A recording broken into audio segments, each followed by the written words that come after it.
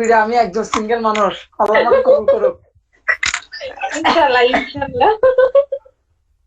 আচ্ছা, আমাদের আহ,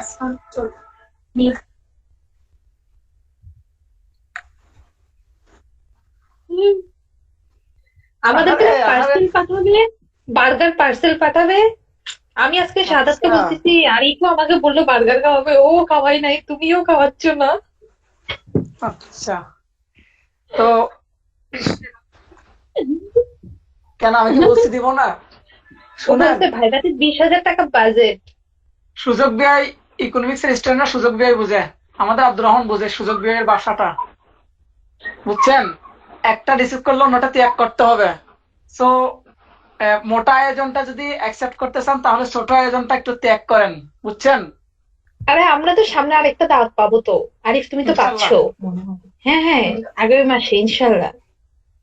আচ্ছা, ওকে, আমরা, আচ্ছা, এখন আপাতত সবারটা মিউট আছে, একটু আমরা রান করবো আর কি।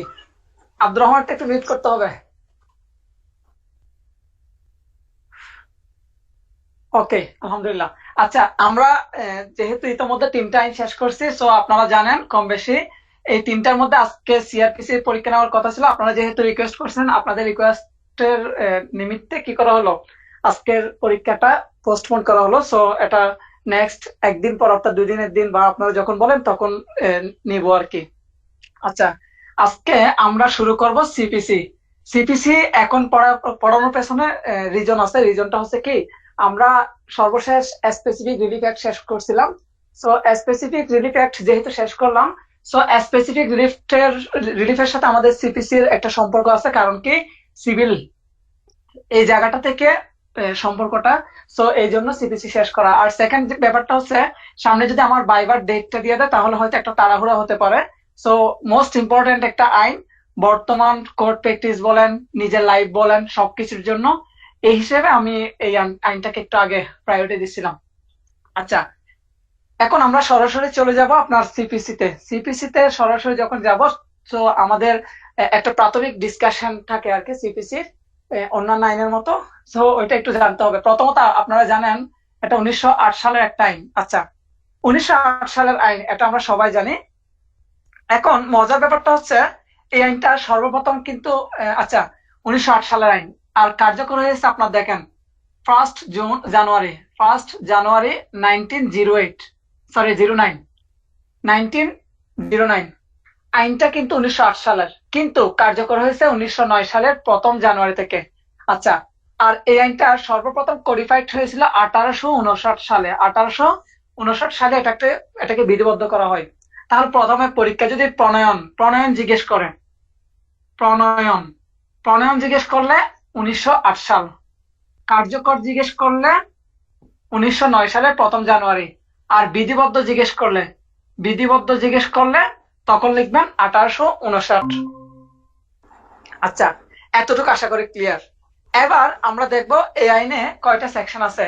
এই আইনে সেকশন আছে 158 সেকশন, আর অর্ডার আছে 51। একটু মিউট করতে হবে, খেয়াল করেন।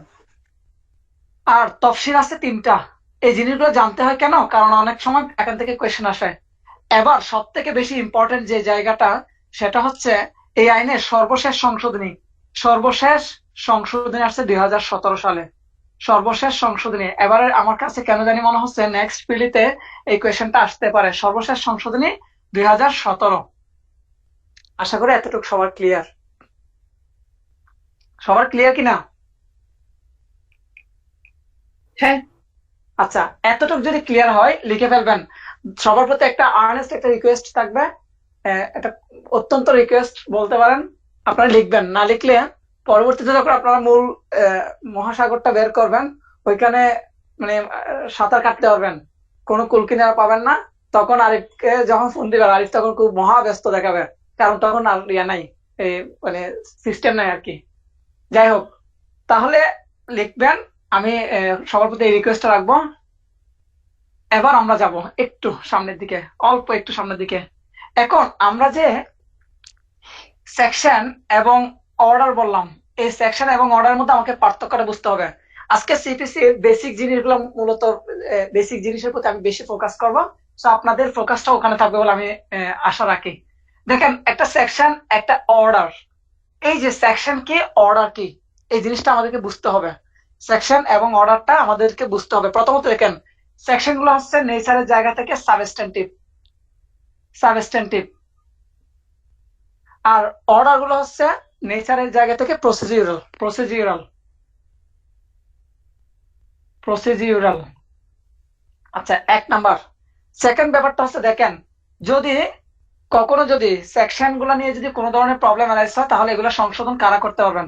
এটা পারবেন সংসদ। সেকশন সংশোধন করবেন আমাদের সংসদ, জাতীয় সংসদ। আর অর্ডার গুলো যদি সংশোধন করতে হয়, তাহলে সংশোধন করবেন সুপ্রিম কোর্ট, সুপ্রিম কোর্ট। আচ্ছা, আরেকটা জিনিস মাথায় রাখবেন, অর্ডার মিনস অর্ডারের ভিতরে কিন্তু রুল আছে, অর্ডারের ভিতরে রুল আছে। সুতরাং পরীক্ষায় যদি প্রশ্ন আসে রুল সংশোধন করবেন কে, সেই ক্ষেত্রে সুপ্রিম কোর্ট। খেয়াল রাখবেন, অর্ডারের ভিতরে কিন্তু রুল আছে। এখন প্রশ্নটা হচ্ছে দেখেন, যদি দুইটার মধ্যে কনফ্লিক্ট হয়, যদি দুইটার মধ্যে কনফ্লিক্ট হয়, অর্থাৎ খেয়াল, একটু মনোযোগ রাখবেন, সেকশন এবং অর্ডার, এই দুইটার মধ্যে যদি কনফ্লিক্ট হয়, তাহলে কোনটা প্রিভেল পাবে? মাথা রাখবেন, সেকশন প্রিভেল পাবে। Section shall prevail, section shall prevail. এতটুকু ক্লিয়ার হলে একটু বলবেন,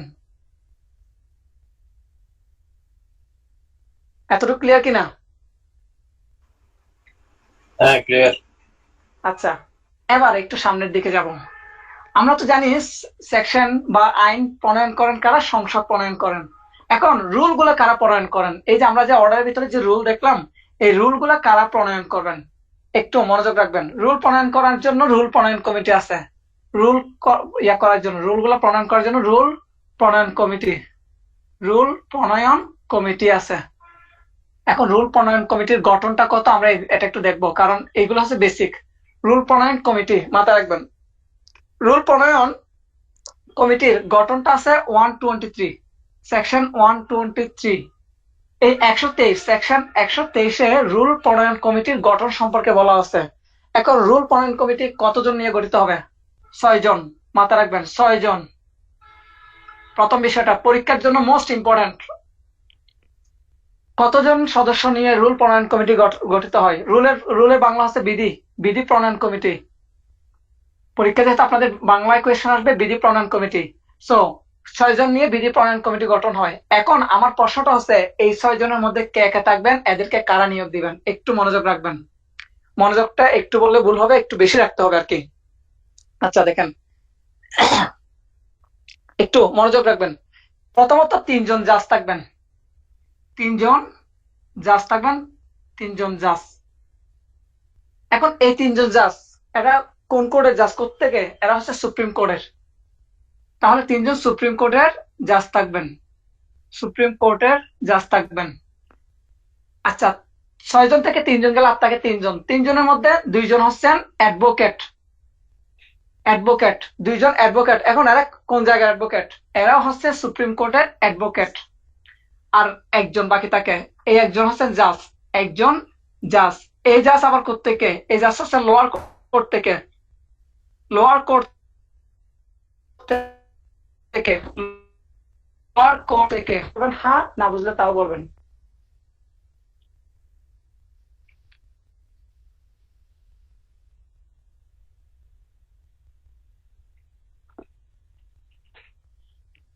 ক্লিয়ার কিনা? হ্যাঁ, বাকিটা ক্লিয়ার? হ্যাঁ, ক্লিয়ার ক্লিয়ার। আচ্ছা,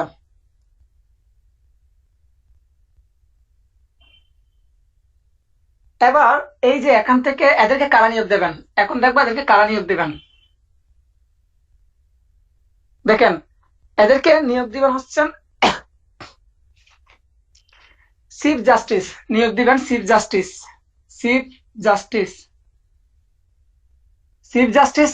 এই যে ওই 6 জনকে নিয়োগ দিবেন হচ্ছেন চিফ জাস্টিস। এখন 6 জনকে নিয়োগ দিবেন, এই জিনিসটা যখন বুঝলাম, তখন ওই 6 জনকে নিয়োগ দেওয়ার পরে এদের মধ্যে থেকে একজনকে প্রেসিডেন্ট করবেন, প্রেসিডেন্ট, একজনকে প্রেসিডেন্ট করবেন, একজনকে প্রেসিডেন্ট করবেন ওখান থেকে, প্রেসিডেন্ট। খেয়াল করবেন এখান থেকে কোয়েশ্চেন আসে, এই জন্য এটা একটু ক্লিয়ার করে বিয়ে করতেছি।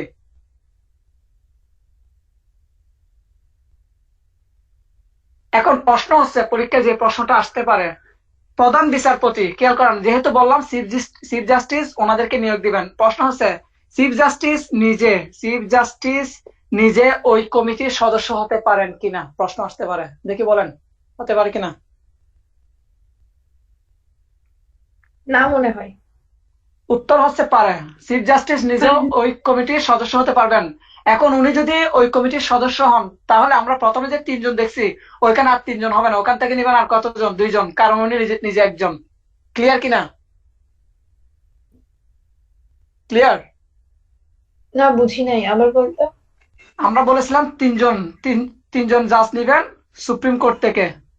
এখন 3 জন জাজ নেওয়ার কথা, 3 জনটা কখন, যদি উনি নিজে না থাকেন, উনি নিজে যদি এর মধ্যে থাকেন, 3 জনের মধ্যে থাকেন, তাহলে আর বাকি হচ্ছে 2 জন, অর্থাৎ 2 জন নিবেন তখন।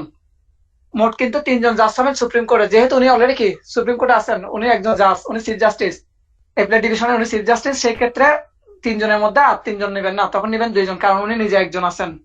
ক্লিয়ার কিনা এখন? হ্যাঁ। আচ্ছা, এবার এই যে এখন বিধি যে প্রণয়ন করলো, বিধি তো প্রণয়ন করছেন, এই বিধি প্রণয়ন করলে বিধিটা কার্যকর হবে কিনা, বিধি প্রণয়ন করা মাত্রই কি এটা কার্যকর হবে, এই বিষয়টা বলা আছে 126-এ। বলা হচ্ছে প্রেসিডেন্টের, আমাদের প্রেসিডেন্ট মানে আবার ওই দলের প্রেসিডেন্ট না, ওই কমিটির প্রেসিডেন্ট না, এই প্রেসিডেন্ট মানে বাংলাদেশের প্রেসিডেন্ট। আবার প্রেসিডেন্টের প্রায়র অ্যাপ্রুভাল ছাড়া, অর্থাৎ অনুমোদন ছাড়া, প্রায়র অ্যাপ্রুভাল ছাড়া কি হবে না, কার্যকর হবে না, প্রায়র অ্যাপ্রুভাল ছাড়া। প্রশ্নটা একটু আবার বলতো, হ্যাঁ, কি এই যে বলছিলি যে? আমরা দেখলাম রুল প্রণয়ন কমিটি রুল প্রণয়ন করে, রুল প্রণয়ন কমিটি কি তৈরি করেন, রুল তৈরি করেন, রুল মানে বিধি, অর্থাৎ আমরা অর্ডারের ভিতরে যে রুল গুলা দেখবো, এই রুল গুলা তৈরি করেন হচ্ছেন রুল প্রণয়ন কমিটি।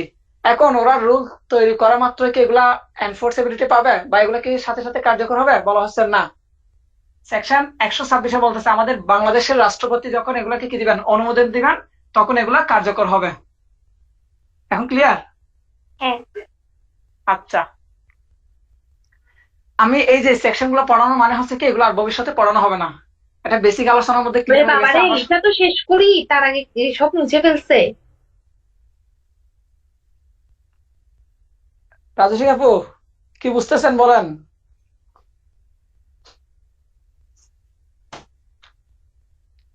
টক ঝাল মিষ্টি কোনটা? আলহামদুলিল্লাহ।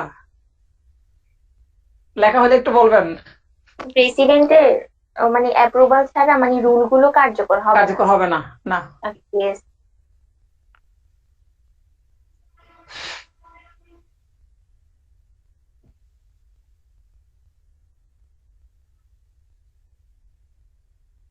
হ্যাঁ লিখছি। আচ্ছা, এখন আসেন এই যে আমাদের যে সিপিসি পরীক্ষায় যদি প্রশ্ন আসে, সিপিসি সাবস্ট্যান্টিভ নাকি প্রসিডিউরাল, এটা মেইনলি হচ্ছে প্রসিডিউরাল। যদি প্রিলিতে আসে তাহলে লিখবেন মেইনলি প্রসিডিউরাল, অর্থাৎ এটা হচ্ছে প্রধানত কি একটা পদ্ধতিগত আইন, মেইনলি প্রসিডিউরাল। কিন্তু আমাদের সিআরপিসির মতো এখানেও কি আছে, কিছু সাবস্ট্যান্টিভ সেকশন আছে। এখন এই সাবস্ট্যান্টিভ সেকশন গুলা কোন কোন সেকশন একটু আমরা দেখি। দেখেন 96, 97, এরপর আসতেছে 11, কত দেখি কেউ বলতে পারেন কিনা, 113 রেফারেন্সের ব্যাপারটা। সিভিল কোর্টের রেফারেন্সকে রিমান্ড বলা হয়, জানেন কিনা কেউ? লোয়ার কোর্ট থেকে যখন কোন একটা বিষয় যখন হায়ার কোর্টে যায়, হায়ার কোর্ট থেকে যখন আবার ওটা পুনরায় লোয়ার কোর্টে পাঠানো হয়, তখন ওটাকে রিমান্ড বলা হয়। ধরেন একটা মামলার নথি হায়ার কোর্টে পাঠানো হয়েছে, হায়ার কোর্ট কি করলো, ওইটা আবার লোয়ার কোর্টের কাছে পাঠাই, বলো যে কি এটা আবার কি করো, বিচার করো, বা এটা আবার সংশোধন করো, যে কোনো কিছু অর্ডার দিতে পারো, তখন ওটাকে কিন্তু রিমান্ড বলা হয়। আমরা সিআরপিসি তে রিমান্ড কি পড়ছি আমরা জানি। তাহলে এই তিনটা হচ্ছে সাবস্ট্যান্টিভ সেকশন, মাথায় রাখবেন। তাহলে এগুলো রিটার্নের বিষয়, মূলত রিটার্নের বিষয়। তারপর বোঝার জন্য বলতেছি, সিপিসি পুরাপুরি কিনা প্রসিডিউরাল না, এর মধ্যে প্রধানত হচ্ছে প্রসিডিউরাল, তবে এর মধ্যে কিছু কি আছে, সাবস্ট্যান্টিভ সেকশন আছে। সাবস্ট্যান্টিভ গুলো কি কি, 96, 97, এরপর 113। শেষ হলে জানাবেন। হ্যাঁ সেই। এখন আসেন, এখন আপনি একটা সিভিল মামলা করতে যাবেন, প্রশ্ন হচ্ছে মামলাটা কোথায় করবেন, কার কোর্টে করবেন, মামলাটা করা যাবে কিনা, মামলার মেনটেনেবিলিটি, একটা শব্দ দেখবেন, মেনটেনেবিলিটি, অর্থাৎ আপনার মামলাটা টিকবে কি টিকবে না, এই শব্দটা হচ্ছে মেনটেনেবিলিটি। তাহলে আসেন, এটা জাস্ট আমরা জানার জন্য বললাম আর কি, এটা এগুলো রিটেনের বিষয়। আসেন এখন আপনি মামলাটা যদি করতে যান তাহলে আপনাকে কয়েকটা বিষয় বুঝতে হবে। তার মধ্যে প্রথম যে বিষয়টা সেটা হচ্ছে আপনাকে মামলার কোর্ট স্ট্রাকচার বা মানে কোর্টের কাইন্ড হচ্ছে শ্রেণী বিভাগ আর কি। সিভিল কোডের শ্রেণী বিভাগটা বুঝতে হবে। আপনি যদি সিভিল কোডের শ্রেণী বিভাগ না বুঝেন তাহলে আপনি সিভিল মামলা একটু কম বুঝবেন। আসেন, এই যে সিভিল কোড কয় প্রকার, সিভিল কোড হচ্ছে 5 প্রকার, খেয়াল করবেন। দেওয়ানি আদালত কত প্রকার, আপনার বাংলাটা করে নেবেন। তর্জমান বলে না, আব্দুর রহমান কি বলে, আরবি থেকে বাংলা বলে এটা কি বলে অনুবাদটাকে? তর্জমা। হ্যাঁ, তর্জমা। আচ্ছা, তাইলে সিভিল কোড হচ্ছে 5 প্রকার। এখন এই 5 প্রকার এটা কি আমাদের সিপিসিতে আছে? উত্তর হচ্ছে একটা সিপিসিতে নেই। এটা হচ্ছে code of civil courts, civil code act, civil courts act 1887। সিভিল কোড অ্যাক্টের সেকশন 3 তে বলা আছে 5 প্রকার। কোড কয় প্রকার? 5 প্রকার। এখন আমরা একটু নামগুলো দেখব, দেখেন। আচ্ছা, নামগুলো যেভাবে আপনাদের ভালোভাবে ইয়ে করবেন। প্রথমটা দেখি আমরা, ডিস্ট্রিক্ট জাজ। এরপর দেখবো এডিশনাল ডিস্ট্রিক্ট জাজ। এরপর দেখবো জয়েন্ট ডিস্ট্রিক্ট জাজ।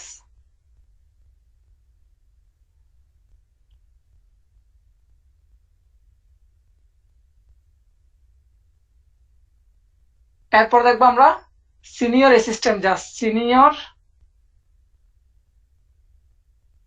অ্যাসিস্ট্যান্ট জাজ, আর সর্বশেষ ছোট ভাই অ্যাসিস্ট্যান্ট জাজ।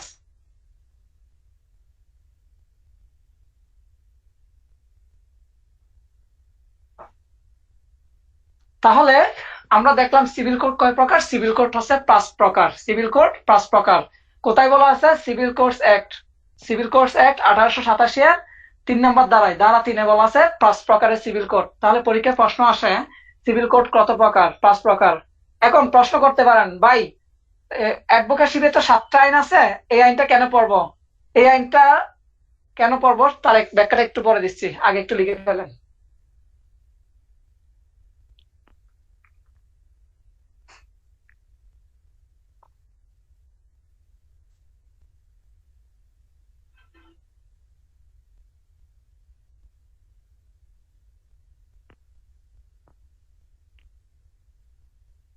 হ্যাঁ, লিখছি।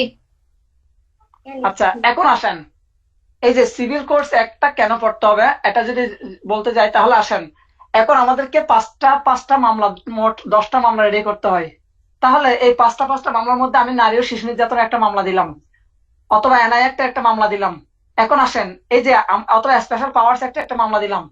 তখন পরীক্ষায় আমাদের যদি অ্যাডভোকেটশিপের ভাইভাতে সবাই আমরা জানি যে অ্যাডভোকেসি পরীক্ষা হয় 7টা সাবজেক্টের উপরে, কিন্তু ভাইভা বোর্ডে আমাদেরকে কি পড়ে যেতে হবে? নারী ও শিশু, NI act, special powers, civil courts act, এগুলো পড়ে যেতে হবে। কারণ কি, আপনি মামলা দিচ্ছেন এখান থেকে, সুতরাং আপনাকে এখান থেকে জিজ্ঞেস করবে। আর সিভিল কোর্টস এর ক্ষেত্রে, সিপিসির ক্ষেত্রে যে বিষয়টা, আপনাকে সিভিল কোর্টস একটা পড়তে হবে। কেন পড়তে হবে? কারণ আমরা সিআরপিসি যে কোড গঠনের জন্য আলাদা নাই। আমরা সিআরপিসি তে ফৌজদারি যে কোড গুলা দেখি, এই কোড গুলা গঠন করার জন্য আলাদা কোনো আইন নেই। স্বয়ং সিআরপিসি তে কিন্তু উল্লেখ আছে, আমরা দেখেছিলাম। কিন্তু এই সিপিসির ক্ষেত্রে সেটা একটু ভিন্ন। সিপিসি তে কিন্তু মূলত উল্লেখ নাই। সিপিসির ভেতরে কিন্তু কোর্ট স্ট্রাকচার সম্পর্কে কিছু বলা নাই, এটার জন্য আলাদা একটা আইন আছে। ভাইভা বোর্ডে জিজ্ঞেস করে যে ক্রিমিনাল মামলা কোড গুলা গঠন করার জন্য আলাদা কোনো আইন আছে কিনা, সিভিল কোড গঠন করার জন্য আলাদা কোনো আইন আছে কিনা। তাহলে আছে, সিভিল কোড গঠন করার জন্য সিভিল কোর্টস একটা, এই জন্য আমরা পড়বো। এরপরে মামলার মূল্যমান বোঝার জন্য আমরা পড়বো। আচ্ছা, এখন আসেন, এতটুকু যদি ক্লিয়ার হয়, এবার আসেন জুরিসডিকশন কত প্রকার পরীক্ষায় আসে, জুরিসডিকশন কত প্রকার কেউ বলবেন? জুরিসডিকশনের বাংলা 5 প্রকার, বাকিরা কেউ? কয় প্রকার? 4 প্রকার। বাকিরা কয়টা? আর কেউ কিছু বলবেন? 3টা মনে হয়। Yes, thank you. জুরিসডিকশন হচ্ছে 3 প্রকার। দেখেন, প্রথমে আসেন, একটু মনোযোগ রাখবেন, কাইন্ডলি মনোযোগটা একটু রাখবেন। প্রথম হচ্ছে পিকুনিয়ারি জুরিসডিকশন। আচ্ছা, বাংলা লিখতেছি। আর্থিক আর্থিক এখতিয়ার, আর্থিক এখতিয়ার। এরপর আসতেছে, মাথা রাখবেন, একটা যদি আর্থিক এখতিয়ার হয় তাহলে পিকুনিয়ারি জুরিসডিকশন সাবজেক্টিভ। সাবজেক্টিভ মানে বিষয়বস্তুগত। একটু মিউট। বিষয়বস্তুগত এখতিয়ার। আরেকটা হচ্ছে আঞ্চলিক এখতিয়ার, বাংলায় যেটাকে আমরা টেরিটোরিয়াল বলি। আঞ্চলিক এখতিয়ার। এতটুকু ক্লিয়ার হলে একটু জানাবেন। এবার আসেন, এই যে আর্থিক এখতিয়ার, আর্থিক এখতিয়ার জিনিসটা কোথায় বলা আছে, বিষয়বস্তুটা কোথায় বলা আছে, আঞ্চলিকটা কোথায় বলা আছে।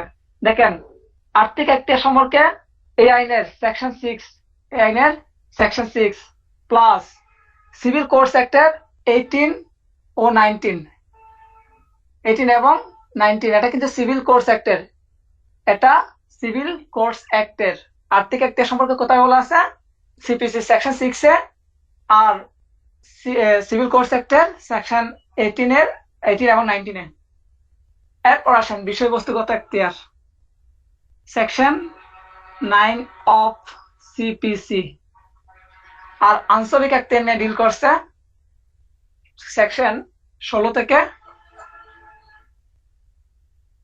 19। এতটুকু ক্লিয়ার হয়ে একটু জানাবেন। ক্লিয়ার। বাকিটা ক্লিয়ার কিনা? হ্যাঁ, কিন্তু ওই সিভিল কোড অ্যাক্ট ওটাকে আমরা আলাদা করে পড়বো আবার? না, আমি জাস্ট দুইটা তিনটা সেকশন যেগুলো পড়াবো এখন ওগুলো শেষ। আচ্ছা, আপনারা একটু সবাই আমাকে একটু স্মরণ করে দিবেন, যখন সেকশন 15 যাব, সেকশন 15 গেলে তখন একটু স্মরণ করে দিবেন এই আইনের কথা, নাইলে এই আইনকে আর স্মরণ করার দরকার নাই। আচ্ছা, এখন আসেন, আজকে আমরা মূলত বেসিক যে জিনিসগুলা এগুলা পড়বো, কারণ কি বেসিক জিনিসগুলো না বুঝলে আসলে সিরিজের সাগরে আপনি সাঁতার কাটতে পারবেন, কোনো কাজ নাই। এই জন্য বেসিক জিনিসগুলো বুঝতে হবে। এবার যে জিনিসটা আমাদের জন্য খুব জরুরি সেটা হচ্ছে এবার স্টেজ গুলা বুঝেন কিনা, একটা সিভিল মামলার স্টেজ গুলো জানেন কিনা।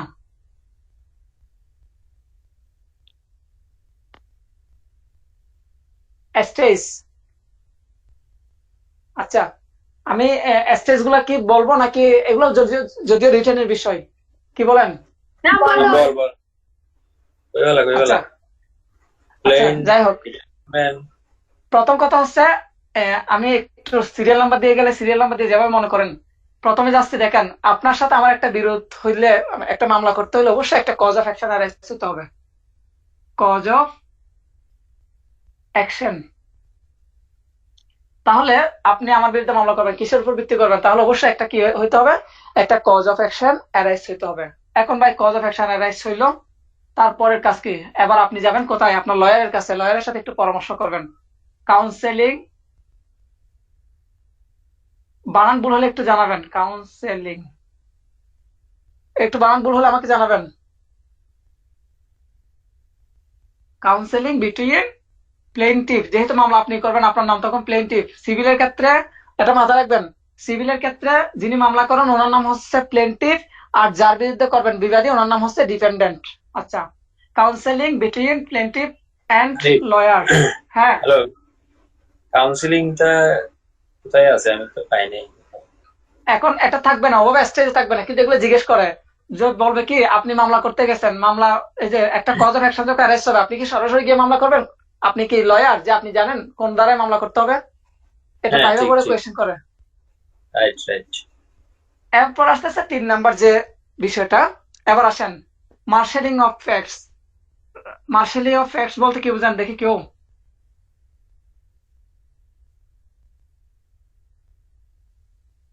কেউ বলতে পারবেন? রাজস্বী আপু? ঘটনাগুলোকে ক্রমান্বয়ে সাজানো। ইয়েস, রাইট, ঘটনাগুলোকে ক্রমান্বয়ে বা সুবিন্যস্ত ভাবে সাজানো। আচ্ছা, এবার তাহলে এবার ঘটনা সাজাইছেন, সাজানোর পরে এবার আপনি কি করবেন, সুন্দর করে বুলেট বুলেট ছুটবেন। আসেন এবার প্রেজেন্টেশন অফ প্লেন্ট। এখন প্লেন্ট কি সেটা একটু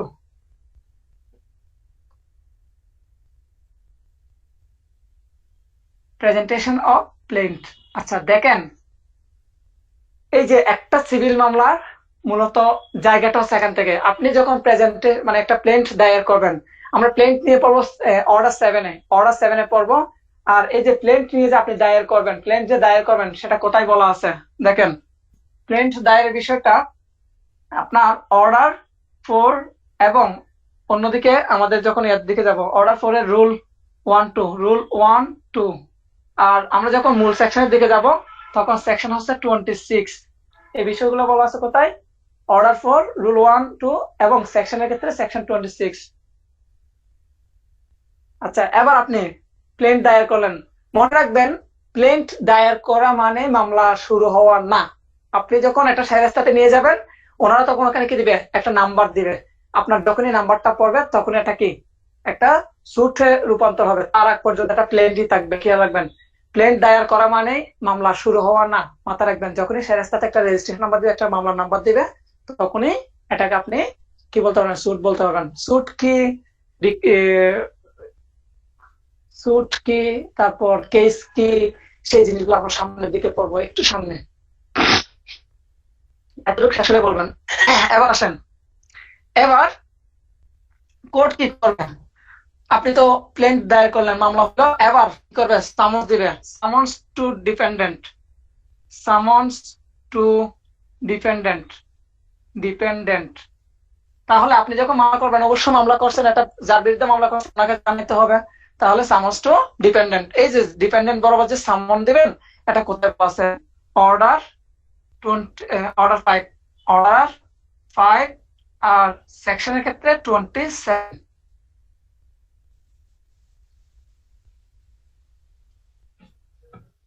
হ্যালো হ্যাঁ হ্যালো, শোনা যাচ্ছে? হ্যাঁ শোনা যাচ্ছে তো।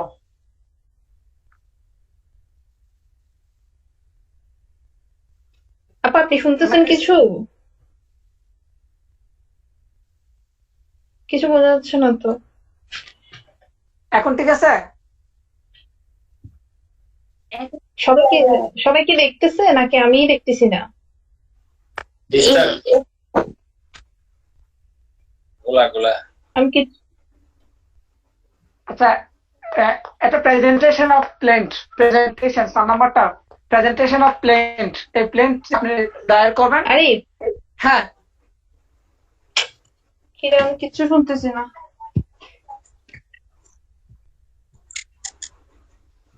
হ্যাঁ আরে একটা ইয়ে কর।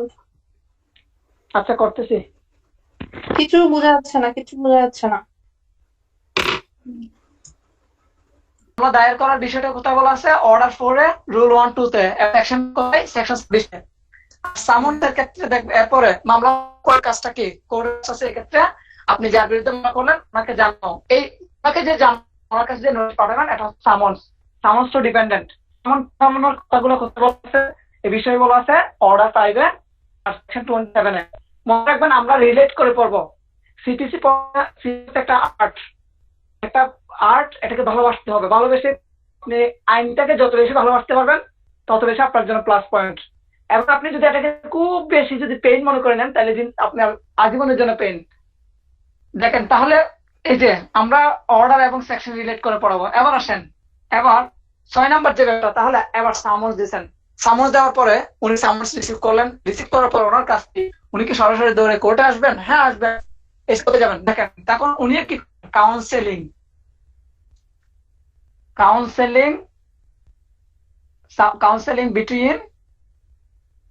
between dependent and lawyer। এবার উনিও কি করলেন,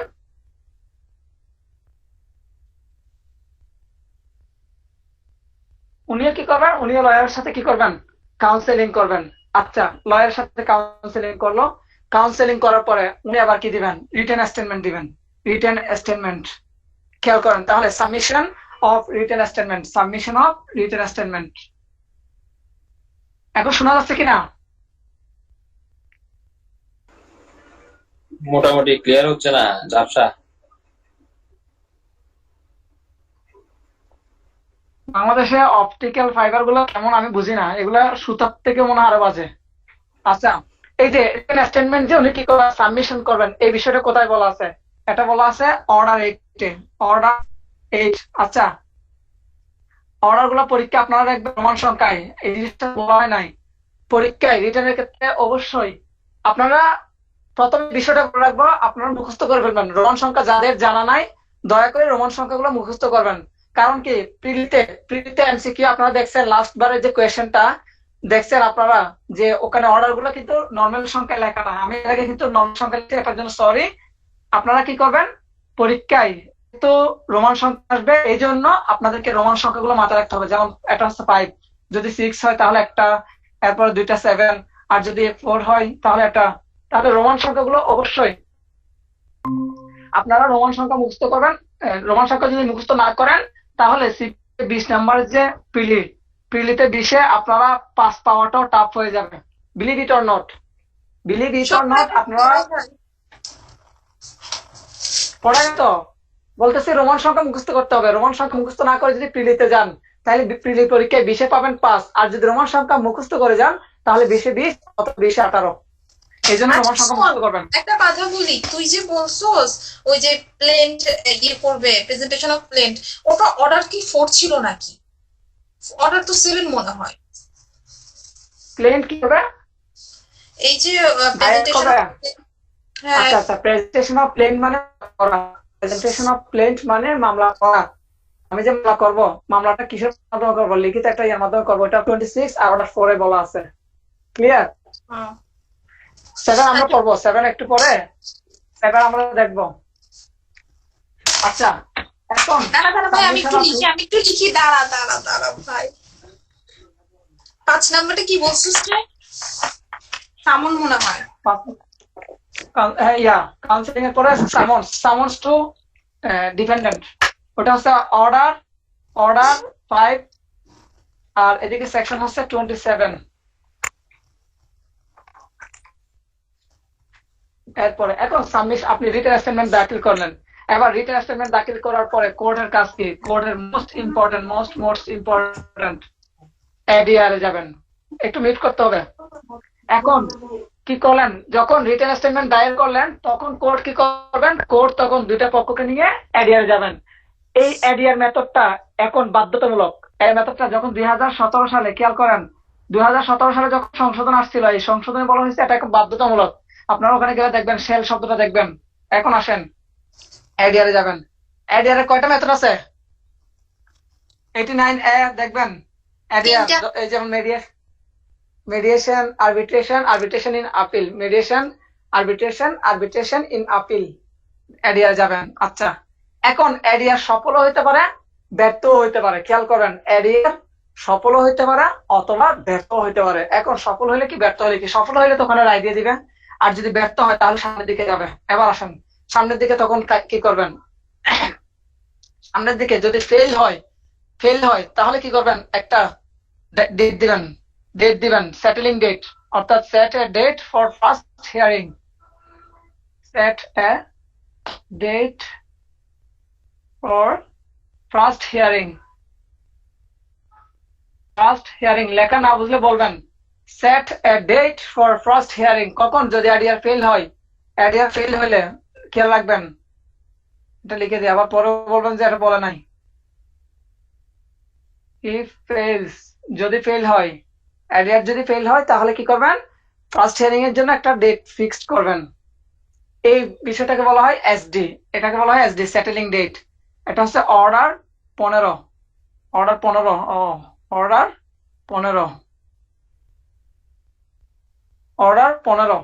সেটেলিং ডেট।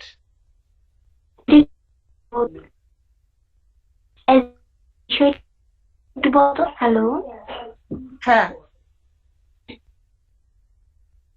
কিছু শুনতেছেন?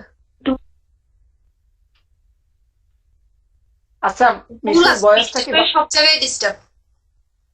এটা ইয়াতে অপটিক্যাল ফাইবারের কাজ চলতেছে তো, এই জন্য। আচ্ছা, মিশুর কোয়েশ্চেনটা আমার কাছে ক্লিয়ার না, বাকিদের কাছে ক্লিয়ার হলে একটু কোয়েশ্চেনটা করেন।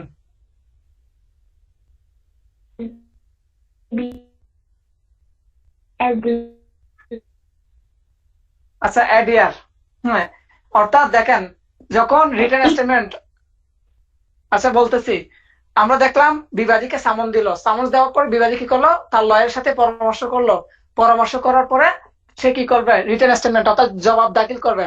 তারও তো একটা কিছু বলার আছে, তখন সে জবাবগুলো দাখিল করবে। খেয়াল করেন, এই জবাব দাখিল করবে, এই কথাটা বলা আছে কোথায়, অর্ডার 8-এ।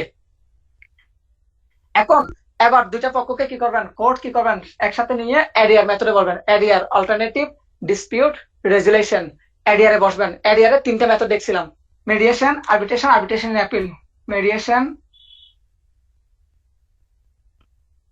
মেডিয়েশন, আরেকটা হচ্ছে আরবিট্রেশন, আরবিট্রেশন, এরপর আরবিট্রেশন ইন আপিল। আপিলও কিন্তু আরবিট্রেশন করা যায়।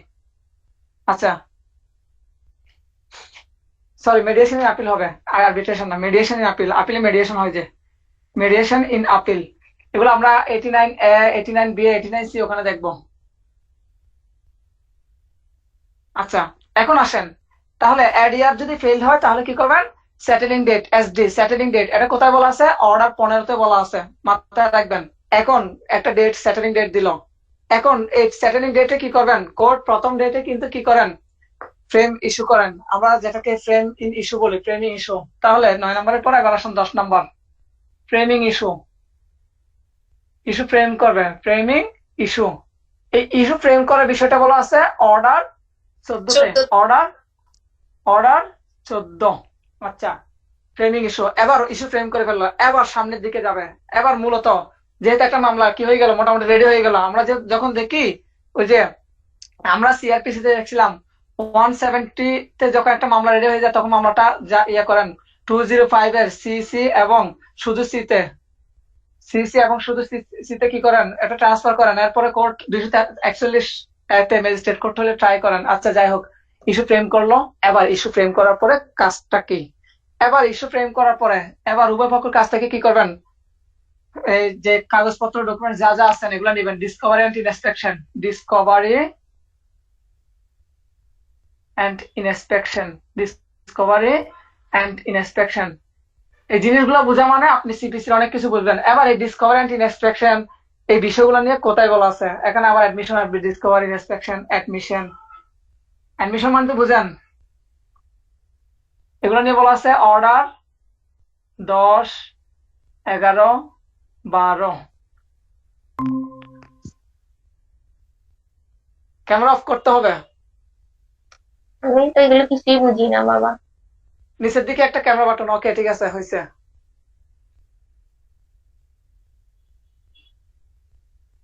আচ্ছা বাকিরা কি আমাকে শুনতে পাচ্ছেন?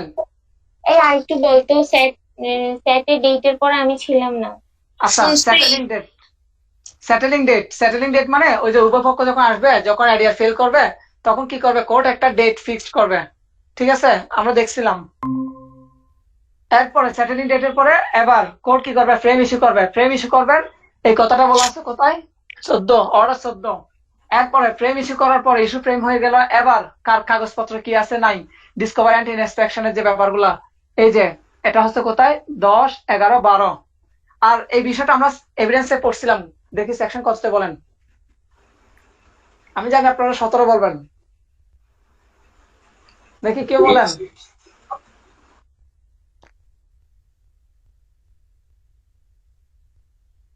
মনে আছে কিনা কারো? 137। হ্যাঁ আমরা যে তিনটা বিষয় পড়ছিলাম, জবানবন্দি, জেরা, হ্যাঁ হ্যাঁ হ্যাঁ হ্যাঁ হ্যাঁ, মনে পড়ছে। আচ্ছা আচ্ছা, এক্সামিনেশন, ক্রস রি-এক্সামিনেশন। আচ্ছা এবার কাগজপত্র আসলো, কাগজপত্র ইয়ার পরে এবার আসছে আমার প্রিয়াম্পটরি হিয়ারিং। আগেরটা ছিল ফার্স্ট হিয়ারিং, এটা হচ্ছে প্রিয়াম্পটরি হিয়ারিং। প্রিয়াম্পটরি হিয়ারিং, এই প্রিয়াম্পটরি হিয়ারিং এর ব্যাপারটা কোথায় বলা আছে, সরি প্রিয়াম্পটরি হিয়ারিং এর ব্যাপারটা হচ্ছে ইয়াতে, সরি ডিসকভারি না, আমরা কাগজপত্র দেওয়ার পরে কার আগে কে দিবে না দিবে এই বিষয়গুলো বলা আছে 137, সরি ইয়াতে এভিডেন্স অ্যাক্টের 137-এ প্রিয়াম্পটরি হিয়ারিং। আর আর আমাদের ইয়াতে এই সিপিসিতে অর্ডার 18, অর্ডার 18, অর্ডার 18। আচ্ছা, এবার এবার আমরা যাব এবার দুই সেটা পক্ষ কোনটা? আরে অ্যাকশন এটা সাইড সেটা এভিডেন্স অ্যাক্টের। হ্যাঁ হ্যাঁ। আচ্ছা, এবার দুই পক্ষ কি করবেন? যুক্তিতর্ক, আর্গুমেন্ট আর্গুমেন্ট আর্গুমেন্ট আর্গুমেন্ট করবেন। উপপক্ষ কি করবেন? যুক্তিতর্ক করবেন। এবার যুক্তিতর্ক শেষ হওয়ার পরে কি আসবে দেখি, কি বলেন?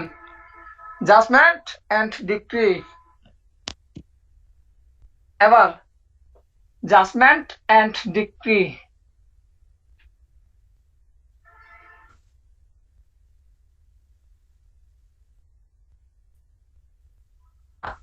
জাজমেন্ট এন্ড ডিক্রি আগে মুছে দিই।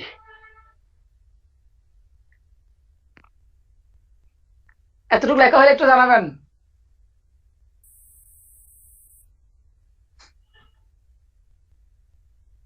লেখা শেষ হলে একটু জানাবেন। দুই একটা কোয়েশ্চেন আছে। শেষ হয়েছে। আচ্ছা, দেখি জাজমেন্ট বানান করেন তো। জাজমেন্ট বানান করেন, জাজমেন্ট। একজন একজন করবেন সবাই। JUDGEMENT। আর পরে রাজশ্রী কাপু।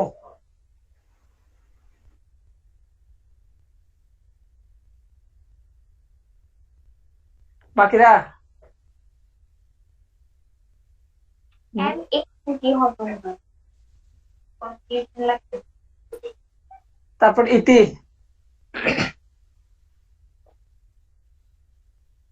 JUDGEMENT। আনফরচুনেটলি আমাদের রাজস্বী কাপুরটা রাইট।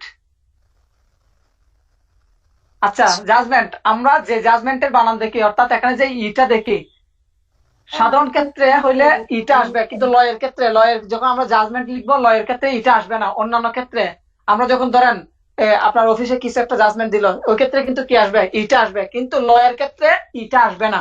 ক্লিয়ার কিনা বলেন একটু? মজার টেকনিক ছিল এটা একটা, বুঝছেন? এটা কি আছে?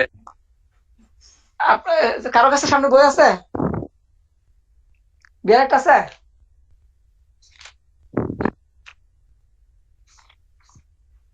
আছে, বল কোন আছে জায়গায়? কিনা? হ্যাঁ ঠিক আছে। আচ্ছা, ই নাই তো। সেকশন 2 কার কার কাছে আছে? সেকশন 2টা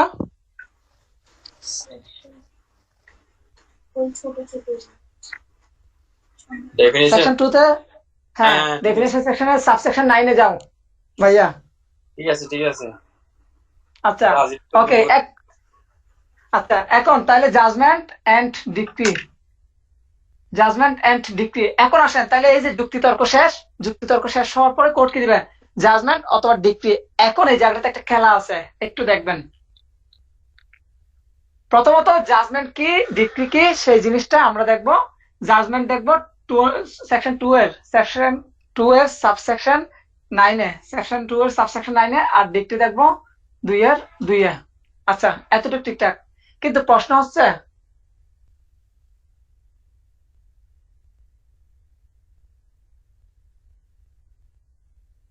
আচ্ছা এখন দেখেন, আগে জাজমেন্ট নাকি আগে ডিক্রি? দেখি একটু বলেন তো, জাজমেন্ট আগে দিবে নাকি ডিক্রি আগে দিবে?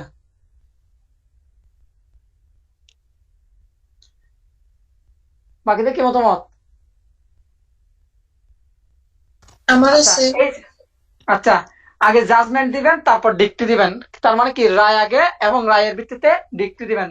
এই বিষয়টা বলা আছে সেকশন 33 তে বলা আছে আগে জাজমেন্ট, আর জাজমেন্টের ভিত্তিতে কি দিবেন? ডিক্রি দিবেন। আচ্ছা, এতটুকু ক্লিয়ার। আর এই বিষয়টা নিয়ে আবার ডিল করছে অর্ডার 20। ক্লিয়ার হলে বলবেন। এখন রাজস্বী কাপুর আমার বিরুদ্ধে মামলা করলেন, সব কিছু শেষ করার পরে কোর্ট কি দিলেন? একটা ডিক্রি দিলেন। কার পক্ষে? রাজস্বী কাপুর পক্ষে। প্রশ্ন হচ্ছে, আর সামনের দিকে যাওয়ার দরকার আছে কিনা? এতটুকুতে শেষ কিনা? রাজস্বী কাপুরকে অন্য কোনো ব্যবস্থা গ্রহণ করতে হবে কিনা?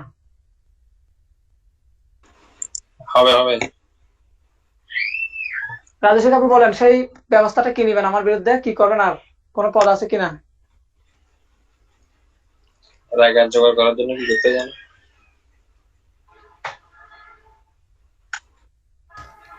ডিগ্রি জারি, ওটা ডিক্রি জারি, ইয়েস, এক্সিকিউশন অফ ডিক্রি। আপনার পক্ষে ডিগ্রি আসা মানে আপনি খুশিতে লাফালাফি করবেন আমি জানি, কিন্তু লাফালাফি করার সুযোগ নাই। আপনাকে কি করতে হবে, এক্সিকিউশন অফ ডিগ্রি, এটা সিরিয়াল নাম্বার কত হবে, 15 না? Execution of degree, execution of degree, এই জায়গাটা বোঝার বিষয়। এক্সিকিউশন অফ ডিগ্রি, এখন আপনি ডিগ্রি জারির জন্য মামলা করবেন, আলাদাভাবে ডিগ্রি জারির জন্য মামলা করবেন। এখন আমার প্রশ্নটা হচ্ছে ইতির প্রতি, এক্সিকিউশন অফ ডিগ্রির মামলা কি সবসময় করতে হবে কিনা? ইতি, হ্যাঁ ভাই শুনতেছি। এক্সিকিউশনের মামলা কি সবসময় করতে হবে সব মামলায়? না, সব মামলাই করতে হবে না। আচ্ছা, আমরা যখন স্পেসিফিক রিলিফের যখন সেকশন 42 পড়ছিলাম, আমি শুধুমাত্র যদি ডিক্লারেশন চাই, শুধুমাত্র ডিক্লারেশন চাইলে আমাকে এক্সিকিউশনের মামলা করতে হবে কিনা? না, করতে হবে না, কিন্তু এর সাথে যদি কিন্তু এটার সাথে যদি আমি কনসিকুয়েন্সিয়াল অর্থাৎ সরি কনসিকুয়েন্সিয়াল রিলিফ, যেটাকে বাংলায় বলা আনুষঙ্গিক, অর্থাৎ আমি হ্যাঁ আনুষঙ্গিক প্রতিকার, আনুষঙ্গিক সেক্ষেত্রে প্রতিকার তাই চাইলে, হ্যাঁ আচ্ছা একটা এক্সাম্পল দিচ্ছি যাতে জিনিসটা ক্লিয়ার হয়। আমি জানি এই জিনিসটা হয়তো মিশ্র একটু ক্লিয়ার কম হবে। আমি বাটোয়ারা মামলা করলাম, বাটোয়ারা মামলা তো বোঝা যায়। এখন বাটোয়ারা মামলায় আমি কি একটা বাটোয়ারা মামলা করলাম, এই ক্ষেত্রে আমাকে কি করতে হবে, এক্সিকিউশনের মামলা করতে হবে। কারণ কি, এটা হচ্ছে আমাদের বাবার সম্পত্তি, এটা আমরা সার্ভাই ভাগ করলাম, কিন্তু ভাগ করার পরে এক্সিকিউশনের মামলা করতে হবে, অর্থাৎ যারটা তাকে বুঝাই দিতে হবে। এই যে এই ক্ষেত্রে যেহেতু একটা বাটোয়ারা মামলা, এই ক্ষেত্রে এক্সিকিউশনের মামলা করতে হবে, এক্সিকিউশন মানে এক্সিকিউশন সুট করতে হবে। এতটুকু ক্লিয়ার কিনা বলেন সবাই? আর একটু বলতো। আমরা একটা মামলা করলাম কোর্টে, যে আমরা যত প্রপার্টিতে কি দখলে আছি সার্ভাই, কোর্টে মামলা করলাম। কোর্ট কি করে দিল, একটা ডিক্রি দিল যে একজন এত এত পাবে। এখন এই যে এটাকে আবার কি করার জন্য, এটাকে আচ্ছা লেখাগুলোকে উল্টো রাখি, ঠিক আছে। এখন কোর্ট এখানে শুধু বাক করে দিলে হবে না, কোর্টকে কি করতে হবে, যার দখলটা তাকে একেবারে বুঝিয়ে দিতে হবে। এই যে এটাকে বলা হয় এক্সিকিউশন অফ ডিক্রি। ক্লিয়ার? হ্যাঁ। আচ্ছা, এই হলো আমাদের একটা সিভিল মামলার টোটাল স্টেজ। স্টেজ বোঝা মানে আপনি অনেক কিছু বুঝবেন। আচ্ছা, এবার একটু বেসিক। হ্যাঁ, এক্সিকিউশন অফ ডিগ্রি মানে হচ্ছে কোন একটা বিষয় নিয়ে আবার আবার পুনরায় যেটাকে বলে না না, কোর্ট যে ডিক্রিটা দিল ওই ডিক্রিটা কার্যকর করার জন্য, ডিক্রি যে ডিক্রিটা দিল ওই ডিক্রিটাকে কার্যকর করার জন্য আরেকটা আবেদন করতে হয়, ওই আবেদনটাকে যদি অনেক ক্ষেত্রে ফ্রেশ সুট বলা হয়, অর্থাৎ ওটাকে এক্সিকিউশন ডিক্রি মামলা বলা হয় আর কি। আচ্ছা, একটা প্রবলেম দিই, কি বলেন? এটা জানার জন্য দিচ্ছি। হ্যাঁ দে। ধরেন এই প্রপার্টি কোড কি দিল, এটা ধরেন এটা হচ্ছে এ, এটা হচ্ছে বি। একটু মিট করতে হবে। মামলা করলো এ, আর কার বিরুদ্ধে করলো, বি এর বিরুদ্ধে। কোর্ট কি করলো, এ এর পক্ষে রায় দিল, আচ্ছা, অন্যদিকে বি কি করে বসে আছে, আপিল করে বসে আছে। একটু বুঝবেন, মনোযোগ দিয়ে বুঝবেন, কি করে বসে আছে, আপিল করে বসে আছে। এই বেচারা রায় যেটা দিল ওই রায়টার ইয়া করার জন্য আবার এক্সিকিউশনের মামলা করে দিল, এক্সিকিউশন সুট, অর্থাৎ এক্সিকিউশন সুট করলো। খেয়াল করেন, তাহলে উনার পক্ষে রায় দিল, উনি আবার আপিল করে বসা আছে। আপিল চলাকালীন সময়ে এক্সিকিউশন সুট করা যাবে কিনা, প্রথম প্রশ্নটা হচ্ছে। যাবে না। বাকিদের মতামত? উত্তর হচ্ছে যাবে, এক্সিকিউশন সুট করা যাবে। আপিলের সাথে এক্সিকিউশনের কোনো এরকম সম্পর্ক নাই, আপিল চলাকালীন এক্সিকিউশন সুট করা যাবে। এখন প্রশ্ন হচ্ছে, এক্সিকিউশন সুটেও কোর্ট কি করলো, দিয়ে দিল, এক্সিকিউট করে ফেললো। এখন এক্সিকিউট করার পরে দেখা যাচ্ছে ওই ব্যক্তি ওখানে সুন্দর করে কোন একটা স্ট্রাকচার দালান তালান মানে কাজ শুরু করলেন, আর এদিকে আপিলে আবার রায় দিলেন ওনার পক্ষে। আপিলে কার পক্ষে রায় দিলেন, ওনার পক্ষে রায় দিলেন। এই ক্ষেত্রে কি করতে হবে দেখি বলেন? বিয়ের আমি শুনি নাই, সরি আমি শুনি নাই। এদিকে তো ওনার পক্ষে রায় দিয়ে দিল, এক্সিকিউশনে ওনার পক্ষে রায় দিয়ে দিল, উনি এখানে কাজকর্ম শুরু করে দিল ওনার ইয়াতে ওই প্লটের মধ্যে। অন্যদিকে আপিলে আবার বিয়ের পক্ষে কি দিল, হায়ার কোর্ট বিয়ের পক্ষে রায় দিল। এখন এই ক্ষেত্রে বিয়ের প্রতিকার কি, বি কি করবেন এখন? বি এক্সিকিউশনের মামলা করবে। না, এক্সিকিউশন তো অলরেডি একজন করে ফেলছেন, এক্ষেত্রে কি করবে দেখি কেউ বলতে পারেন কিনা। সম্পত্তি পুনরুদ্ধারের মামলা করতে হবে নাকি? এই আসতেছে আসতেছে, ইয়েস। প্রত্যার্পণ, রেস্টিটিউশন, পুনরুদ্ধার আর প্রত্যার্পণের মধ্যে পার্থক্য আছে। রেস্টিটিউশন 144 সবাই জানেন ঠিক কিনা? সেকশন 144 এর রেস্টিটিউশন। রাজস্বী ভাই একটু কনসেন্ট্রেট করবেন, একটু আমাকে একটু সহযোগিতা করবেন, একটু বলেন 144 কিনা রেস্টিটিউশন। এখন দেখেন, আমরা সবাই জানি 144 রেস্টিটিউশন, কিন্তু বাস্তবে মামলাগুলো আসলে কোন জায়গাটাতে হয় এর বাইরে একটা রেস্টিটিউশন আছে। সেই রেস্টিটিউশন কোথায় দেখেন, এটা অনেকে হয়তো জানেন না, আজকে জেনে রাখেন। অর্ডার 1 রুল 100 মাথা রাখবেন। কোর্টের মধ্যে যে মামলাগুলো হয়, ধরেন এক্স এর একটা প্রপার্টি, কোর্ট এক্স এবং ওয়াই এর বিরুদ্ধে মামলা চলতেছে। কোর্ট কি করলো, ভুল ক্রমে জেড এর একটা প্রপার্টি ওয়াই কে দিয়ে দিল। আমি আবার বলছি, এক্স মামলা করলো ওয়াই এর বিরুদ্ধে, কোর্ট রায় দিতে গিয়ে ভুল ক্রমে কি করলো, জেড এর একটা প্রপার্টি ওয়াই কে দিয়ে দিল। এখন এক্ষেত্রে জেড এর প্রতিকার কি? জেড এর প্রতিকারটা হচ্ছে এই যে সে তার প্রপার্টিটা প্রত্যার্পণের জন্য কি করবেন, আবেদন করবেন। এই যে কোন দ্বারা করে এই জিনিসগুলা এখানে খেয়াল করবেন, এগুলো হচ্ছে জানার বিষয়। আচ্ছা, তাহলে 144 ওটা কোথায় অ্যাপ্লাই হবে? এটাও আছে, এটাও আছে। আমরা ওই যে প্রত্যেকটা জিনিস দুইটা দুইটা জায়গায় পড়ে আসছি এখন পর্যন্ত, সেকশনেও আছে, অর্ডারও আছে। ব্যাপারটা হচ্ছে অনেকটা এরকম। ক্লিয়ার? মামলাগুলো মূলত হয় হচ্ছে এখানে। আমরা সবাই প্রত্যার্পণের বিষয়টা পড়ি কোথায়, 144-এ। কেউ কষ্ট করে সিআরপিসিতে যে সব থেকে বড় যে অর্ডার, সেটা হচ্ছে অর্ডার 21। বইয়ে কেউ এই অর্ডারটা পড়েন না, যার কারণে 100 নম্বর রুল বা এর আগে আরো 99টা রুল আছে, ওদিকে অত দূরে যাওয়ার কারো সময় হয় না। যাই হোক, এই জন্য এটা কেউ পড়েন না। আমিও পড়াবো না, আমি যে পুরোটা পড়াবো তা না, ইম্পর্টেন্ট গুলা পড়াবো। আচ্ছা, এখন আসেন, এবার এই জিনিসগুলো একটু জানার বিষয়। কি কেস কি একটু বলেন তো।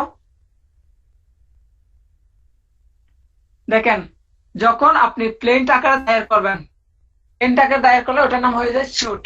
আর যখন অ্যাপ্লিকেশন আকারে দায়ের করবেন, আমি এগুলো বলতেছি কারণ আপনারা সবাই খুব কাছের মাত্র, এই জন্য অ্যাপ্লিকেশন আকারে দায়ের করলে এটা হচ্ছে কেস। এবং এই জিনিসগুলো সামনের দিকে না বুঝলে আবার বলা যাবে। প্লেন আকারে যেটা করবেন ওটাকে বলা হয় স্যুট, আর অ্যাপ্লিকেশন আকারে যেটা করবেন ওটার নাম হচ্ছে কেস। আর স্যুটের ক্ষেত্রে কোর্ট যে ডিসিশনটা দিবে সেটাকে কি বলে দেখি, কে বলেন? ওটা মানে জাজমেন্ট নাকি? বাকিদের কি মতামত? সুটের ক্ষেত্রে না আচ্ছা ডিগ্রি। ক্লিয়ার?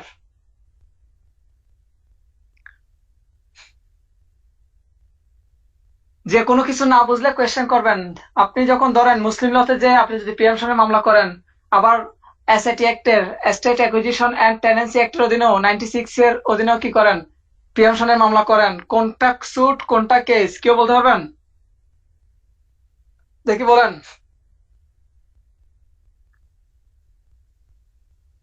খেয়াল করবেন। মুসলিম ল এর অধীনে যখন আপনি প্রিয়ামশনের মামলা করবেন তার নাম হয়ে যায় স্যুট, কারণ সেটা প্লেন আকারে করতে হয়, প্লেন আকারে। আর যখন আপনি 96 এর অধীনে এস্টেট অ্যাকুইজিশন এন্ড টেনেন্সি অ্যাক্টের 96 এর অধীনে করবেন, তখন আপনি করবেন অ্যাপ্লিকেশন আকারে, আর ওটাকে তখন বলা হয় কেস। এতটুকু ক্লিয়ার কিনা? এবার ক্লিয়ার হলে এবার আমরা সামনের দিকে যাব। সেকশন ঢুকবো এবার ইনশাল্লাহ। তার আগে একটা জিনিস মাথায় রাখবেন, no suit, no plaint, no suit, no decree. No plaint, no suit, দেখেন, no plaint, no suit, no decree. এই জিনিসটা কেউ বুঝছেন কিনা? এই এটা বুঝছেন কিনা? এটা জানার জন্য রিটেনের বিষয়টা। জানি না। আচ্ছা দেখেন, প্লেন আকারে না করলে সেটা কি হবে না, স্যুট হবে না, কারণ আমরা তো জানি প্লেন্টের করলে সেটা স্যুট হয়। আর স্যুটের ক্ষেত্রে যে ডিসিশনটা দেওয়া হয় সেটা হচ্ছে কি ডিক্রি। তার মানে কি no plaint, no suit, no decree. আপনি যদি প্লেন আকারে না করেন সেটাকে আপনি স্যুট বলতে পারবেন না। স্যুট না হলে সেক্ষেত্রে যে ডিসিশনটা দিবে সেটাকে আপনি ডিক্রি বলতে পারবেন না। এবার আমরা ঢুকে যাব সেকশনে। এবার আসেন ডেফিনেশন সেকশন। ডেফিনেশন সেকশনের মধ্যে যে সেকশন গুলো পড়তে হবে একটু মাথায় রাখেন। ডেফিনেশন সেকশন হচ্ছে সেকশন 2। আচ্ছা, এর মধ্যে কোন কোনগুলো পড়তে হবে একটু দেখেন। 2, 3, 7, 8, 9, 10, 11, 12, 13, 14, 18, 17টা পড়তে পারেন। 17টা হচ্ছে পাবলিক সার্ভেন্ট, 17টা ভালো লাগে পড়বেন। আচ্ছা, এতটুক একটু লিখবেন।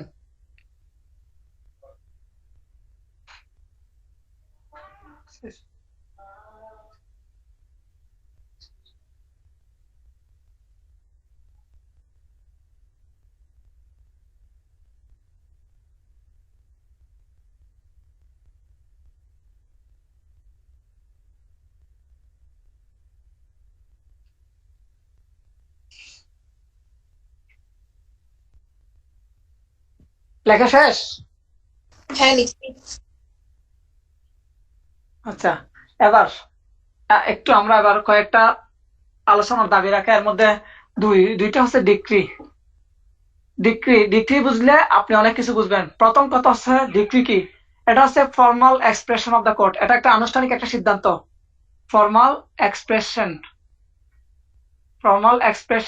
অফ দ্য কোর্ট, এটা কোর্টের একটা আনুষ্ঠানিক একটা সিদ্ধান্ত। এখন প্রশ্ন হচ্ছে এটাকে কেন আনুষ্ঠানিক বলা হচ্ছে? এটাকে আনুষ্ঠানিক কেন বলা হচ্ছে? দেখেন, এটাকে আনুষ্ঠানিক বলা হচ্ছে কারণ অ্যাপেন্ডিক্স, অর্থাৎ অ্যাপেন্ডিক্স 2 এর বানান ভুল হলে একটু জানাবেন। অ্যাপেন্ডিক্স 2 তে কিন্তু যে ফর্ম আছে, অ্যাপেন্ডিক্স 2 এর ফর্মের, হ্যাঁ আপু বলেন কি হবে একটু বলেন।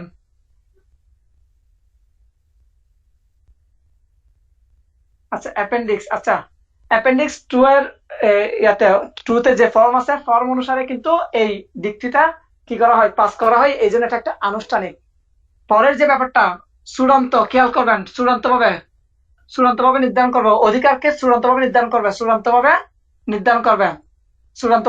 করবে। এখন অনেক সময় আমরা কি করি, একটা মামলা যখন চলমান থাকে, আমরা ভুল ওয়ার্ড ইউজ করি। দেখেন, চূড়ান্তভাবে তার মানে কি? চূড়ান্তভাবে যদি কোনো একটা অধিকার নির্ধারণ করে ফেলে তখন আমরা সেটাকে ডিক্রি বলবো। আর এই জন্য একটা মামলায় অনেকগুলো অর্ডার হয়, কারণ কি? অর্ডার কখনো চূড়ান্তভাবে নির্ধারণ করে না। এই জন্য আপনি ধরেন টেম্পোরারি ইনজাংশন চাইছেন, এটা অর্ডার। আপনি কিছুদিন পরে ধরেন কোনো একটা নোটিশের জন্য ইয়ে করলেন, ওই নোটিশ জারি করতে বলতেছে, ওইটাও একটা অর্ডার। এই জন্য একটা মামলায় অনেকগুলো অর্ডার হয়, খেয়াল রাখবেন। আর ডিক্রি হয় একটা। আবার ডিক্রির প্রকারভেদ দেখবো একটু পরে, আপাতত এতটুকু দেখেন। এবার আসেন সেকশন 2 তে কোনগুলাকে ডিক্রি বলতেছে একটু দেখবেন। সেকশন 2 এর সাবসেকশন 2 তে রিজেকশন অফ প্লেন্ট। ডিক্রি বলতে কি কি বোঝানো হচ্ছে? Rejection of plant. আচ্ছা, আমি রিজেকশনটা বাংলায় লিখতেছি, একটু দেখবেন। প্রত্যাখ্যান। আপনি যে প্লেন দায়ের করলেন, আমরা তো দেখতে পাচ্ছি আপনি মামলা করছিলেন। ওই যে মামলা করার সময় যে প্লেনটা দায়ের করছেন, এই প্লেন কি করবে? প্রত্যাখ্যান করবে। এটাকে ডিক্রি বলা হয়। তার মানে প্রত্যাখ্যান, সেটা ডিক্রি 1 নাম্বার। আর প্রত্যাখ্যানটা কোথায় করে? 7 রুল 11। এখানে কিন্তু 4টা গ্রাউন্ড আছে, 4টা গ্রাউন্ড। আমরা যখন রিটার্নের জন্য পড়বো তখন কিন্তু এবার আরো 2টা গ্রাউন্ড এক্সট্রা পড়বো। আপাতত 4টা গ্রাউন্ড মাথা রাখেন। আচ্ছা, এবার তাহলে দেখলেন আরেকটা হচ্ছে রেস্টিটিউশন। এই যে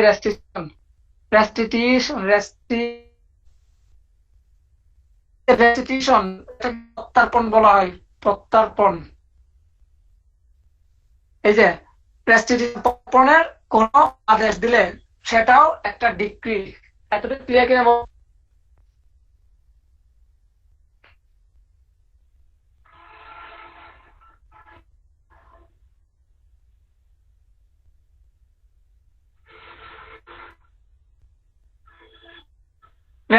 প্রথমটা বললাম প্রত্যাখ্যান। আপনি একটা প্লেন দায়ের করলেন, এখন প্লেন দায়ের করলেন, অর্ডার 7 রুল 11 এর 4টা গ্রাউন্ড আছে, যে 4টা গ্রাউন্ডে কোর্ট কি করতে পারে? আপনার প্লেনটা প্রত্যাখ্যান করতে পারে। এর মধ্যে আপনি প্রথমটা দেখবেন, ধরেন আপনি কজ অফ অ্যাকশন উল্লেখ করেন নাই, মানে কি কারণে মামলা করতে চান, আপনি কি চান উল্লেখ করেন নাই। সেকেন্ড ব্যাপারটা আপনি স্ট্যাম্পটি দেন নাই, অথবা পর্যাপ্ত স্ট্যাম্পটি দেন নাই, অথবা আপনার যে মামলা মূল্যমান, আপনি মামলার মূল্যমান দেখান নাই। আর 4 নম্বর যে গ্রাউন্ডটা, সেটা হচ্ছে ওই মামলাটা যদি বাড়ানো হয়, অর্থাৎ আইন কর্তৃক যদি বাড়িত হয়, তাহলে কোর্ট কি করে দিবেন? প্রত্যাখ্যান করে দিবেন। এই যে প্রত্যাখ্যানের কোন একটা ডিক্রি, কোন একটা আদেশ দিলে সেটাকে বলা হয় ডিক্রি। প্রত্যাখ্যানের কোন সিদ্ধান্ত দিলে সেটাকে ডিক্রি বলা হয়। কোথায় বলা আছে? সেকশন 2 তে ওখানে বলা আছে। আর রেস্টিটিউশন সিদ্ধান্ত দেয়, সেটাও একটা ডিক্রি। রেস্টিটিউশন কি একটা বলি, বুঝছেন কিনা? ডিস্টার্ব করতেছে। আচ্ছা, রেস্টিটিউশন বুঝছেন কেউ?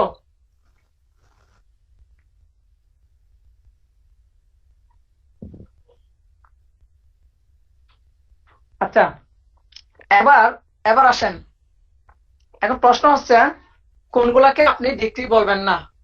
এগুলো তো ডিক্রি রাখলেন। আচ্ছা, ডিক্রি ফেরত আর ডিক্রি প্রত্যাখ্যান কি একই?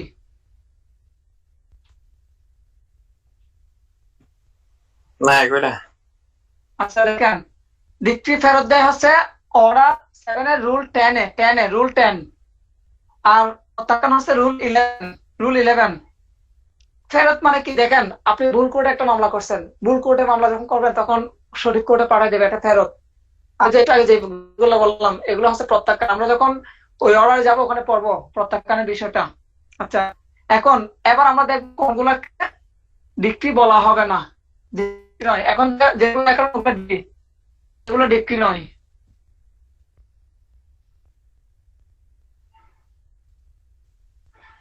এখন কোনগুলো ডিক্রি নয়, প্রথমত দেখেন, যে সমস্ত খেয়াল করবেন, যে সমস্ত ডিক্রি আপিল করা যায় ওটাকে আপনি ডিক্রি বলতে পারবেন। খেয়াল করেন, সাধারণত, অর্থাৎ ডিক্রি বিরুদ্ধে কি করা যায় কেউ বলতে পারবেন? সাধারণত কি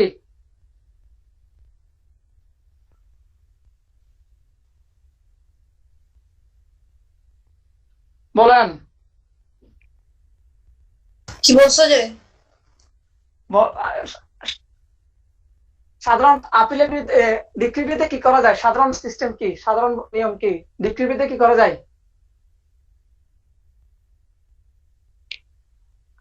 আমরা সবাই জানি, আপিল করা যায় তো মনে হয়। ইয়েস, আমরা রিভিশন। সবাই জানি ডিক্রির বিরুদ্ধে আপিল, ডিক্রির বিরুদ্ধে আপিল আর অর্ডারের বিরুদ্ধে রিভিশন করা যায়। আমরা জানি, সবাই আমরা জানি অর্ডার বিরুদ্ধে রিভিশন। কিন্তু কিছু অর্ডার আছে যেগুলোর বিরুদ্ধে আবার আপিল করা যায়। এগুলোর কথা বলা আছে অর্ডার 43 তে। এখানে 26টা অর্ডারের কথা বলা আছে, যে অর্ডারের বিরুদ্ধে কি করা যায়? আপিল করা যায়। আমরা সাধারণত জানি ডিক্রির বিরুদ্ধে আপিল আর অর্ডারের বিরুদ্ধে রিভিশন চলে। তবে এমন কিছু কিছু অর্ডার আছে যেগুলোর বিরুদ্ধে কি চলে? আপিল চলে, আপিলযোগ্য অর্ডার। তার মানে অর্ডারকে দুই ভাগে ভাগ করছে,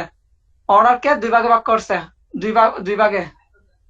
একটা হচ্ছে আপিলযোগ্য আর একটা হচ্ছে আপিল অযোগ্য। এই যে আপিলযোগ্য গুলা বলা আছে কোথায়? অর্ডার 43-এ। কয়টি অর্ডার? 26টা অর্ডার আছে যেগুলোর বিরুদ্ধে কি করা যায়? আপিল করা যায়।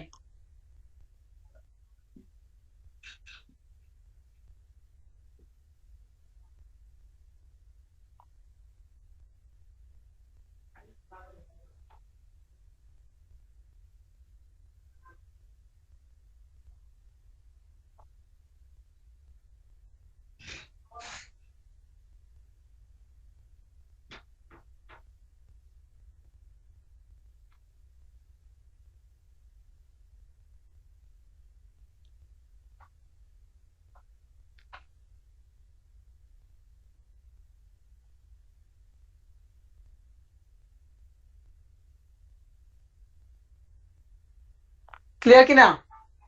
তদবির মানে কি? উপস্থিতি। আচ্ছা।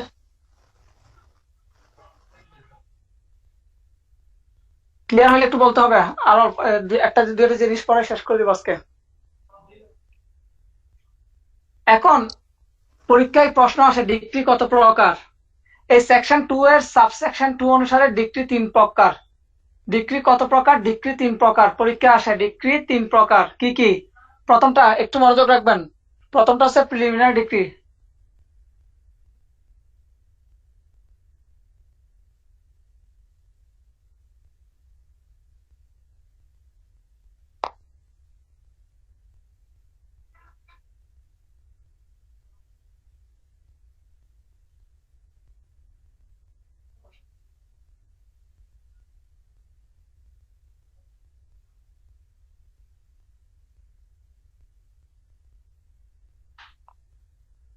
তাহলে ডিক্রি 3 প্রকার। একটা হচ্ছে প্রিলিমিনারি ডিক্রি, যেটা বাংলা হচ্ছে প্রাথমিক ডিক্রি। বাংলা কি? প্রাথমিক ডিক্রি যাই বলেন।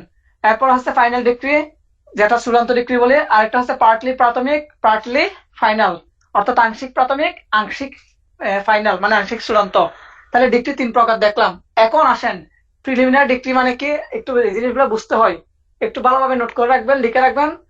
রিটার্ন পরীক্ষা লিখতে পারবেন, রিটার্ন পরীক্ষা যদি আসে তাহলে লিখতে পারবেন। প্রথমে প্রিলিমিনারি ডিগ্রি মানে কি দেখেন, মামলার চূড়ান্ত ভাবে নিষ্পত্তি করতে হলে আরো ব্যবস্থা গ্রহণ করা দরকার, অর্থাৎ আরো অনেকগুলো স্টেপ আছে। এই ক্ষেত্রে যে ডিগ্রিটা দিবে সেটা হচ্ছে প্রিলিমিনারি ডিগ্রি। এখন একটা এক্সাম্পল দেখছি, একটু করবেন, মনোযোগ দিবেন। ধরেন পার্টিশন স্যুট করলাম, পার্টিশন স্যুট কি করলেন, পার্টিশন স্যুট করলেন। এখন পার্টিশন স্যুটের ক্ষেত্রে কোর্ট কি করবে, পার্টিশন স্যুট করার পরে সাধারণত কি করেন, পজেশন বুঝাই দেন। এখন এই যে পজেশন যে বুঝাই দিবেন, এক্ষেত্রে কোর্ট কি করেন, কমিশন নিয়োগ দেন। আপনি পার্টিশন স্যুট করলেন, এখন পার্টিশন স্যুট প্রপার্টি কতটুকু আছে নেই এই জিনিসটা কি কোর্ট জানে? কোর্ট কি এখান থেকে দেখতেছে? ধরেন আপনি বললেন যে বিলের মাঝখানে আমার 20 শতক জায়গা আছে এবং আমরা 3 ভাই, এটা কি করে দেওয়া হোক, পার্টিশন করে দেওয়া হোক। এখন কোর্ট কি ওখানে গিয়ে দেখছে নাকি? তো এখন এই ক্ষেত্রে কোর্ট কি করেন, কমিশন নিয়োগ করেন। কমিশন নিয়োগ, কমিশন, এই যে কমিশন নিয়োগের যে একটা আদেশ দিবেন, কমিশন নিয়োগের একটা আদেশ দিবেন, কমিশন নিয়োগের আদেশ দিবেন, এই আদেশটা হচ্ছে একটা ডিক্রি। এখন কমিশন নিয়োগ দেয় কত ধারা অধীন জানেন কিনা? 75, সেকশন 75। এগুলো এখন না লিখলে চলবে, সামনের দিকে পাবো আমরা। আর ফাইনাল ডিক্রিটা কি, মামলার সবকিছু শেষ হওয়ার পরে আলটিমেটলি যেটা দিবেন ওইটা হচ্ছে কি, দিল ধরেন যেটা বলছিলাম পার্টিশন স্যুট, পার্টিশন স্যুট। এই যে পার্টিশন স্যুট করলেন, কোর্ট কি করলো, কমিশন নিয়োগ দিল। কমিশন নিয়োগ দেওয়ার জন্য যে ডিক্রিটা দিল সেটা হচ্ছে প্রিলিমিনারি ডিক্রি। আর এবার কমিশন নিয়োগ দেওয়ার পরে উনি কি করলেন, ওখানে যাওয়ার পরে সবকিছু দেখে আসলেন, আসার পরে কোর্ট আবার কি দিলেন, বুঝে দিলেন, পজেশন বুঝে দিলেন। এই যে পজেশনের যে ওটা হচ্ছে ফাইনাল ডিক্রি। এতটুকু বুঝছেন কিনা? না বুঝলে একটু কষ্ট করবেন।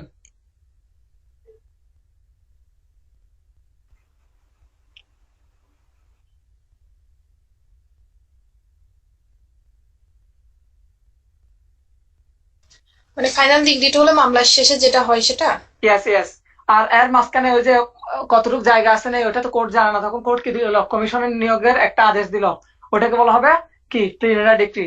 আর ওনাকে পাঠানোর পরে সবকিছু ক্লিয়ার, এখন কোর্ট কি যার পজেশন তাকে বুঝাই দিবে, সেটা হচ্ছে ফাইনাল ডিক্রি। আর এই দুটাকে একসাথে বলা হয় কি, পার্টলি প্রিলিমিনারি, পার্টলি ফাইনাল। এখন কি রকম দুইটাকে একসাথে বলতে কি রকম দেখেন, দুইটা ধরেন একটা মামলা হল, দেখি কি একটা এক্সাম্পল দেন, একটা সুন্দর একটা এক্সাম্পল দেন, যে এক্সাম্পলের মধ্যে দুইটা জিনিস চলে আসবে, দেখি কেউ বলেন।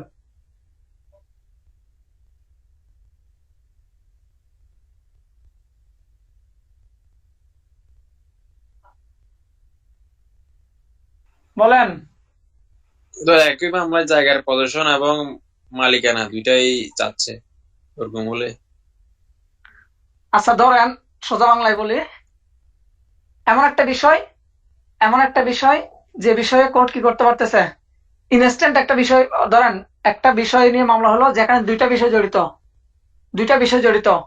মামলা হওয়ার পরে কোর্ট ডকুমেন্টস অর্থাৎ প্রাইমা ফেসি দেখে, প্রাইমা ফেসি মানে আমরা বুঝি কাগজপত্র দেখে আপাত দৃষ্টিতে কোর্টের কাছে যেটা মনে হবে সেটার উপর বেস করে কোর্ট একটা কি দিবেন, একটা রায় দিবেন, এবং ওটা চূড়ান্ত। আর একটা বিষয় কোর্ট রায় দিতে পারতেছেন না, কারণ কি এ বিষয়ে আরো সামনের দিকে যাওয়ার একটা কি আছে, পথ আছে। এই যে একটা বিষয় দিয়ে দিল আর একটা বিষয় এখনো দেয় নাই, এই যে টোটাল বিষয়টাকে বলা হবে পার্টলি প্রিলিমিনারি, পার্টলি ফাইনাল। এতটুকু ক্লিয়ার কিনা সবার?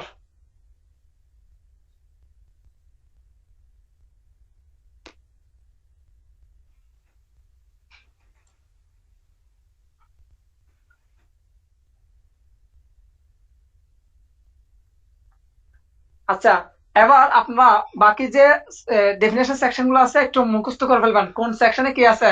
যে একদম দুইয়ে আছে কি ডিগ্রি, 3-এ আছে কি, যাচ্ছি না সামনের দিকে, যাচ্ছি না। হ্যাঁ এখন শেষ কর। আচ্ছা যাই হোক, এই সেকশনটা একটু দেখে নিবেন। আর ডেফিনেশন সেকশন গুলোর মধ্যে 2-এর 12 নম্বর সেকশনটা খুবই ইম্পর্টেন্ট, ওই যেখানে বলা হয়েছে মেইন প্রফিট বা অন্তর্বর্তীকালীন মুনাফা, এই সেকশনটা একটু ভালোভাবে পড়বেন। ওকে, আজকে এতটুকু পর্যন্ত। আচ্ছা আমার একটা কথা ছিল। হ্যাঁ আচ্ছা আমরা কি এখন থেকে 9টা বাজে ক্লাস করতে পারি না? অনেক রাত হয়ে যাচ্ছে তো প্রতিদিনই। না না, আচ্ছা। 9টায় না, 10টায় দিয়েছে তো। 10টায় 9টায় আরেকটা বেশ আছে। ও আচ্ছা ভাই আচ্ছা ব্যবসা আছে, ব্যবসা না করলে দুনিয়াতে হবে না।